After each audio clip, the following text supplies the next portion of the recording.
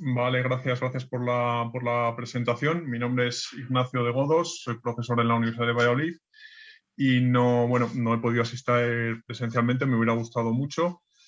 Les voy a presentar un proyecto que se llama Life Smart Agromobility. La ponencia la hemos titulado Procesamiento de desechos de ganado para la producción de biometano con uso en vehículos agrícolas y biofertilizantes.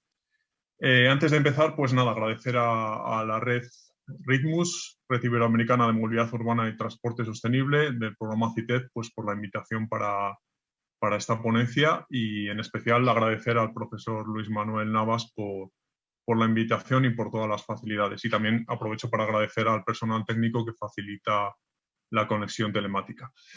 Este es un proyecto demostrativo, es un proyecto que tiene por objetivo hacer un prototipo que demuestra que con los desechos del ganado porcino se puede producir biometano, usarlo en vehículos y además en vehículos agrícolas y además hacer biofertilizantes. Formamos un consorcio pidió este proyecto en el año 2019.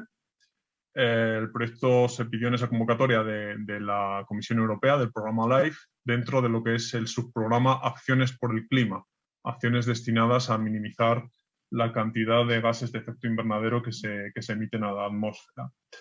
El consorcio está formado por dos universidades, la Universidad de Valladolid, la Universidad Politécnica de Madrid, que coordina todas las actividades, varias empresas como Everis, que se dedica a la ingeniería, una cooperativa dedicada al ganado y a los piensos, que es Copiso, dos asociaciones, Gasnam y NGVA, y tenemos también a un ente público que es el EREN, el Ente Regional de la Energía de Castilla y León. Este proyecto, pues como está en la línea de producir biogás y utilizando uno de los residuos o uno de los recursos más abundantes en España, aunque se está volviendo cada vez más abundante, que son los purines de cerdo. Que lo llamamos residuo, pero también lo podemos llamar recurso si contemplamos que es una materia que tiene una gran cantidad de materia orgánica biodegradable y transformable a biogás. Por poner un poco en contexto qué está pasando con los purines de cerdo, pues en España el sector porcino está viviendo una época dorada. En los últimos 10 años pues, ha aumentado la cantidad de cerdos, de granjas dedicadas a la cría de cerdo. Es un poco lo que se refleja en esta gráfica extraída de uno de los estudios del Ministerio de Agricultura, en las que la línea azul pues, indica el censo porcino en España, ¿no? Vemos que es el único país de la Unión Europea que aumenta anualmente la cantidad de granjas y la cantidad de animales que hay. Se estima que más o menos cada año está, en los últimos 10 años, entre un 3 y un 7% de crecimiento anual. Eso significa que es un sector que está viviendo una buena época, que es un sector que está creciendo, pero también significa que hay una gran cantidad de residuos a gestionar y que la gestión tiene que ser lo más eficaz posible. Por ver un poco qué hay detrás de ese aumento, de por qué cada año sube el censo de ganado, por qué los ganaderos están aumentando tanto el número de granjas como el número de cerdos por granja, viendo un poco cuáles son los indicadores económicos que hay detrás de todo esto, lo que vemos que España se está posicionando como un país exportador de carne de cerdo. Es lo que se representa un poco en la gráfica de la izquierda con estas barras que representan la evolución del comercio español en el sector de carne porcina. Bueno, lo que vemos que, en especial, año tras año, en los últimos 4 años, las exportaciones extracomunitarias, es decir, las que salen de la Unión Europea, han aumentado. Esto hace que aumenten globalmente en 4 años hasta un 42% lo que es la exportación de carne de cerdo. Esto pues es coyuntural. Sabemos que esto pues se debe a cosas que han ocurrido en Asia, más concretamente cosas que han ocurrido en China, que China se ha vuelto un país importador de carne de cerdo por los problemas sanitarios que han tenido con la enfermedad de la peste porcina africana, ¿no? En China se han tenido que sacrificar muchos animales por esta plaga de la peste porcina africana y han tenido que empezar a cubrir esa demanda de carne con importaciones. Y en esa coyuntura España se ha posicionado bastante bien por ser un país bastante competitivo para la producción de carne de cerdo.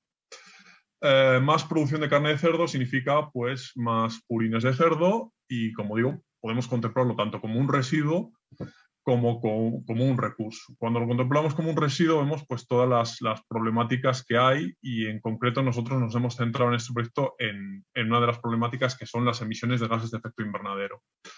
Asociado a los purines de cerdo pues encontramos contaminación de aguas subterráneas, emisiones de amoníaco, eutrofización y en especial emisiones de gases de efecto invernadero. Por eso nuestro proyecto está dentro de las acciones por el clima, porque en realidad lo que estamos proponiendo es una solución para minimizar que una granja tenga unas emisiones de gases de efecto invernadero reducidas a través de la producción de biogás. ¿En cuánto se estima que contribuyen las granjas de porcino a los gases de efecto invernadero? Pues es un poco lo que se representa en estas gráficas extraídas del Inventario Nacional de Emisiones de Gases de Efecto Invernadero. Afortunadamente, pues un poco por las iniciativas del Panel Intergubernamental de Cambio Climático, casi todos los países están haciendo esfuerzos en contabilizar cuáles son sus emisiones y cuáles son las fuentes de emisiones. Y sabemos pues, que en España la agricultura contribuye aproximadamente en un 10%, que es lo que se ve en la gráfica circular de la izquierda en el quesito de color verde. Cuando decimos ese 10% de emisiones de efecto invernadero, pues en este inventario se identifican cuatro fuentes fundamentales, que serían la fermentación entérica, que ocurre en los propios animales, los suelos agrícolas, la gestión de estiércoles y luego tendríamos otras minoritarias. Es en la gestión de estiércoles donde nos centramos y es donde podemos hacer algo. Sabemos que las balsas de almacenamiento de purines pues emiten metano, emiten CO2 y emiten también óxido nitroso. Estos gases, pues bueno, evidentemente el CO2 es un gas de efecto invernadero, metano lo es todavía más, casi un 25 veces más efecto invernadero, y si nos vamos al óxido nitroso llegaremos hasta 200, 300 veces más que el CO2. Nuestra solución iría orientada ahí, es decir, podríamos reducir las emisiones exclusivamente de la gestión de estiércoles. ¿Y cómo haríamos esto? Pues la solución que se nos ocurre es producir biogás, un proceso que, bueno, que todos conocemos, ya se ha explicado en ponencias anteriores, simplemente transformando las balsas de almacenamiento de purines, cubriéndolas, dándoles una cobertura que eviten esas emisiones de metano, CO2 y óxido nitroso. No es solo tan sencillo como cubrir las balsas, habría que darles un sistema de agitación y darle un sistema de calefacción, y con eso transformaríamos las balsas de almacenamiento, de contención, las balsas que los granjeros utilizan pues, para tener el purín disponible para fertilizar los campos o para enviarlo a gestores especializados, esas balsas transformarlas en digestores, de tal forma que sea un digestor que no tenga un impacto visual importante y que sea de alguna forma de bajo coste de instalación, si aprovechamos un poco la infraestructura que ya existe en las granjas. No voy a explicar el proceso de digestión anaerobia porque bueno, ya sabemos más o menos en qué consiste. Pues la biomasa se va transformando biológicamente en moléculas cada vez más sencillas, azúcares, luego finalmente ácidos grasos volátiles y finalmente tenemos el metano, que sería esa mezcla el biogás, que sería esa mezcla de metano y CO2. Nuestras estimaciones y el prototipo que queremos hacer, sabemos que simplemente por el hecho de instalar un digestor anaerobio, una granja de 3.000 cerdos podría ahorrar unas 617 toneladas de CO2 equivalente al año, simplemente por el hecho de evitar esas emisiones. Pero bueno, queremos hacer algo con el biogás, queremos transformarlo a biometano, queremos tener un gas natural renovable, y esa transformación de biogás a biometano requiere un sistema de enriquecimiento o upgrading. Ese upgrading pues, consiste en eliminar fundamentalmente el CO2, es un poco lo que se representa en las gráficas de la izquierda. El biogás crudo pues, tiene un 60% de metano, hasta un 40% de CO2, está húmedo, tiene un gran contenido de agua, ácido sulfúrico, amoníaco y otros gases trazas que pueden dificultar su gestión. Por sistemas de enriquecimiento upgrading entendemos quitar la mayor parte del CO2, eliminar por completo el agua, dejar el gas seco, eliminar por completo el ácido sulfúrico y eliminar por completo otros componentes minoritarios como el amoníaco. Existen distintos sistemas de upgrading, que son los que se representan aquí: lavado con agua, lavado con solventes orgánicos, lavado químico y separación por presurización. Son sistemas comerciales que, bueno, se pueden comprar a empresas especializadas y te lo instalan. El problema de todos estos sistemas comerciales es el elevado coste de instalación. Más o menos se representa en esta gráfica extraída de una publicación de ya hace unos años, en los cuales se estudiaban los costes de inversión de los distintos sistemas de limpieza de biogás, de upgrading, por la capacidad. Entonces, todos ellos, que son sistemas que de alguna forma vienen de la industria petroquímica, basados en solventes orgánicos, en exclusión molecular, todos ellos tienen el defecto de que son extremadamente caros a pequeñas escalas. Los sistemas de upgrading de biogás están diseñados para grandes depuradoras, para plantas de tratamiento de residuos sólidos urbanos de gran tamaño, y en una granja promedio de porcino, pues sería extremadamente caro instalar uno de estos sistemas. O por lo menos los que se comercializan salen bastante caros. En esta línea de investigación, pues la Universidad de Valladolid ya lleva bastantes años trabajando y ha diseñado un sistema particular, un sistema basado en un proceso biológico. Es lo que llamamos upgrading biológico, que resulta mucho más económico y mucho más barato porque al ser un proceso biológico, de alguna forma está catalizado por organismos y no implica el coste adicional de reactivos o electricidad. Lo que consiste, y ya digo que el grupo de investigación de la Universidad de Valladolid lleva unos 10 años trabajando en este sistema, es en tener un cultivo de microalgas, que es esta balsa que se ve aquí, una balsa somera en la que crecen microalgas, no especies particulares de microalgas, sino cualquier microalga que se desarrolle en el ambiente natural. Y estas microalgas serían organismos consumidores de CO2, consumirían el CO2 del metano.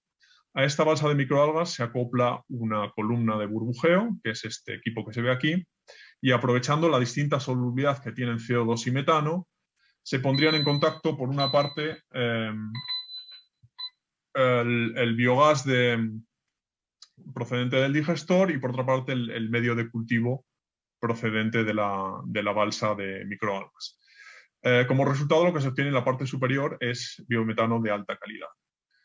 Un poco para explicar cuál es el proceso, lo que ocurre en esa columna, entre esa columna y la laguna de microalgas, es esto: el CO2 se disuelve, el metano no, las microalgas producen oxígeno y hay otro proceso añadido, que es que el H2S también se disuelve y junto con ese oxígeno es consumido y produce sulfato. Como consecuencia, en la parte superior de la columna se recoge un gas que es biometano de alta calidad, que sería gas natural renovable. Bueno, esto forma parte de investigaciones previas al proyecto. En la Universidad de Valladolid pues, se han puesto en marcha varios pilotos y un poco lo que se ve es la calidad que se puede conseguir. En los puntos azules se ve la concentración de metano, siempre superior al 90%, compatible con el uso de vehículos, próximo al 100%, y siempre hay una cierta contaminación de otros gases como nitrógeno, que vendría representado en la escala de la izquierda, entre un 2 o 3% de nitrógeno y contaminaciones leves de oxígeno, en torno al 1%. El H2S prácticamente es inexistente. Bueno, esto es compatible con el uso del biometano en vehículos. Lo único que tendríamos que hacer es comprimirlo para poder usarlo en los vehículos de CNG. Este proyecto, el Life Agromobility, ahora mismo está en obras, se está haciendo la construcción de la planta, pero bueno, tenemos bastante experiencia. Estas son imágenes de un proyecto similar, el Urbiofin, que está en una planta de residuos sólidos urbanos que utilizan la misma tecnología. Esta laguna es de unos 300 metros cuadrados, la que vamos a utilizar en el Life Agromobility en la provincia de Soria es de 1.500 metros cuadrados y ahora mismo está en obra. Y esta es una fotografía de lo que sería la columna de intercambio, que intercambia biogás por una parte y el medio de cultivo por otra. Como decía, después del proceso de upgrading, después de lo que es la columna de absorción, tendríamos que ir a un tren de compresión y afino, en el cual pues, que se eliminan las trazas de ácido sulfídrico, se eliminan los restos de agua para dejar un biogás seco y se comprime a unos 250 bares y estaría listo para utilizarlo en una gasinera. Como el objetivo final del proyecto es ahorrar emisiones, se estima que el combustible que se puede producir en esta granja, una granja de 3.000 cerdos, pues estaría en unas 83 toneladas de CO2 equivalente al año. Y no solo ese beneficio, sino que además se produce también, dentro del proceso hay una producción de la biomasa de microalgas. La biomasa de microalgas que está creciendo con el CO2 del biogás y con parte del digestato que sale del digestor anaerobio. Esa biomasa de microalgas, pues aparte de tener un alto contenido de nitrógeno y de fósforo, sabemos pues, que tiene componentes orgánicos interesantes desde el punto de vista de los fertilizantes y bioestimulantes, como lo son fitohormonas. Entonces diríamos que serían no solo biofertilizantes, sino bioestimulantes de alto valor añadido. Ahorraríamos más emisiones, ya que estos fertilizantes de tipo orgánico pues sería un ahorro de fertilizantes sintéticos que tienen asociadas también emisiones. Simplemente por la producción de las microalgas tendríamos un ahorro de unas 30 toneladas al año de CO2 equivalente. En conjunto, si sumamos dentro de una granja donde estamos haciendo el prototipo, todas las emisiones que se ahorran por instalar este sistema de generación de biogás y de microalgas, tendríamos unas emisiones totales ahorradas de 730 toneladas al año en una granja de 3.000 cerdos. Por poner un indicador que de alguna forma los coordinadores del programa LIFE nos pidieron indicadores que puedan ser extrapolados a otras instalaciones y que puedan servir para estimar si el proceso es viable dentro de lo que es el proceso de producción de carne en las granjas, pues hicimos un cálculo y estimamos este valor de 2,45 kilogramos de CO2 por kilogramo de carne. Esto significa una reducción de un 42% de las emisiones dentro del proceso de producción de carne. Es decir, ahorramos un 42% de las emisiones en un proceso de por sí que ya es rentable. Entonces, el proceso rentable de producción de carne lo haríamos mucho más sostenible, casi la mitad de menos de emisiones, y aparte pues estaremos dando ese beneficio de producción de bioenergía y de tecnificación de las granjas. Bueno, este es un poco el estado del proyecto. Se está ejecutando en una granja de la provincia de Soria. Llevamos un año, hemos realizado toda la labor de ingeniería y ahora mismo pues están poniendo en marcha la construcción del prototipo. Esto que se ve abajo es la laguna de microalgas, lo que serían 1.500 metros cuadrados de laguna de microalgas, muy poco profunda. El 4 es el digestor anaerobio de 150 metros cuadrados y aquí están todo el resto de los componentes, incluido un gamasómetro, una gasinera para la compresión de biogás, de biometano, y habrá también vehículos agrícolas para la utilización de este biogás, de este biometano. La idea de todo es pues, hacer una planta que sea lo más compatible con la granja, es decir, perfectamente integrada en lo que es la infraestructura existente de la granja para que el granjero simplemente no tenga que preocuparse de más que de seguir con su proceso de cría de cerdo, mientras que nosotros en nuestro proyecto pues, estamos produciendo bioenergía. Aunque sí que es verdad que el granjero podría ser beneficiario final de la bioenergía. Y bueno, esto es todo. Espero que les haya gustado. Una vez más, pues agradecer a la Red Ritmus para la invitación. Y si tienen alguna pregunta, pues estaré encantado de intentar responderlo desde aquí.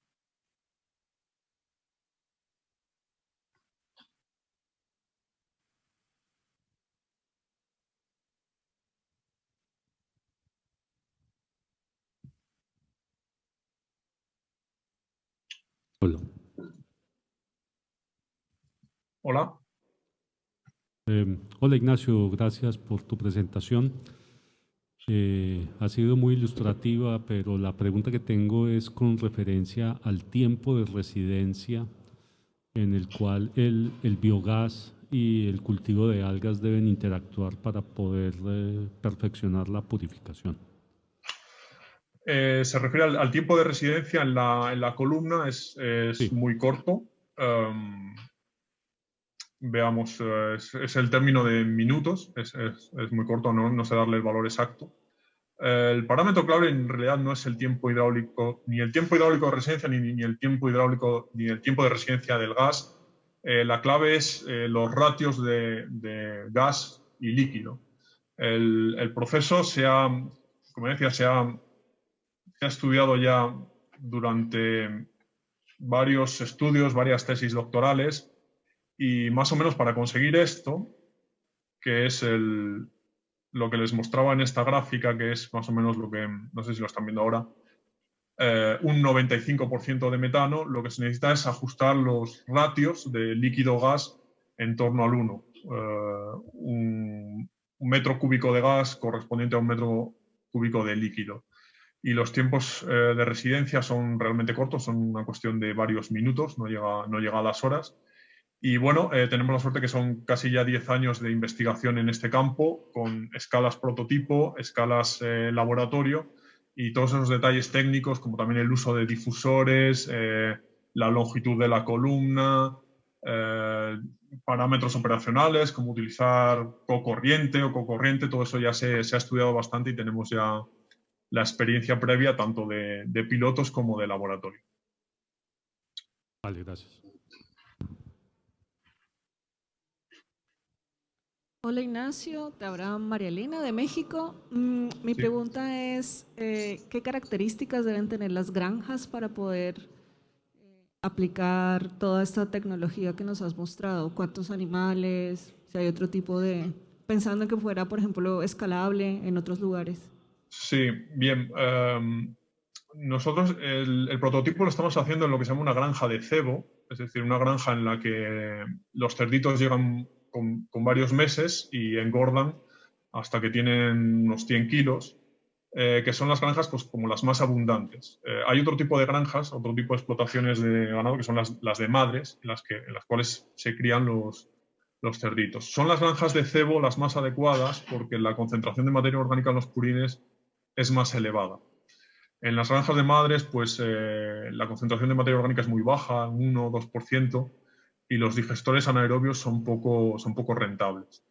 Entonces, las granjas de cebo son las que son más abundantes, son las que tenemos más, por lo menos con el modelo productivo que tenemos aquí en España y en Castilla y León, son las más abundantes y son en las cuales es más fácil. Y son granjas que suelen estar desde 1.000 hasta 4.000 cabezas de ganado. Igual algunas son incluso un poco más grandes. En ese rango, entre 1.000, 2.000, 3.000 cabezas de ganado, el proyecto, este tipo de instalaciones son interesantes. Evidentemente, cuanto más grande, pues todo sale un poco mejor porque el error de escala se minimiza. Pero bueno, sería ese modelo, unos cuantos miles de cabezas de ganado y particularmente las de cebo, las de cría. No las de, perdón, las de engorde, no las de cría. Ok, muchas gracias.